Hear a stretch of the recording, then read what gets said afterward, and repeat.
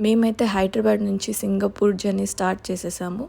International trip కాబట్టి కొంచెం early check-in చేయాల్సి ఉంటుంది. సో మేము ఆల్రెడీ చెక్-ఇన్ చేసేసాం. ఆల్మోస్ట్ 2 to 3 hours టైం ఉన్నింది. సో లాంజ్ యాక్సెస్ తీసుకొని లాంచ్లో రిలాక్స్ అవ్వచ్చు అని చెప్పేసి మేము లాంచ్కి అయితే వచ్చేసాము. ఇక్కడ మీరు ఫుడ్ చాలా బాగుంటుంది.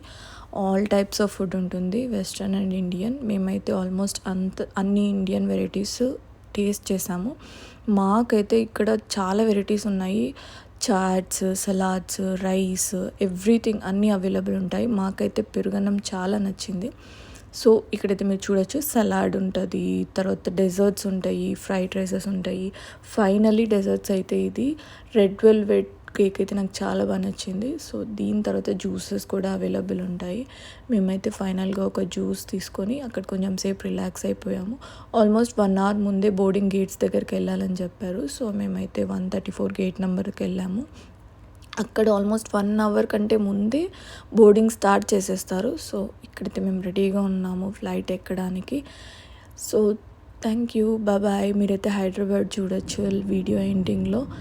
ఎంత కలర్ఫుల్గా కనిపిస్తుందో ఓఆర్ఆర్ అండ్ హైదరాబాద్ సిటీ. ఇంక ఈ వీడియో అంతే. Thank you, bye. Thanks for watching.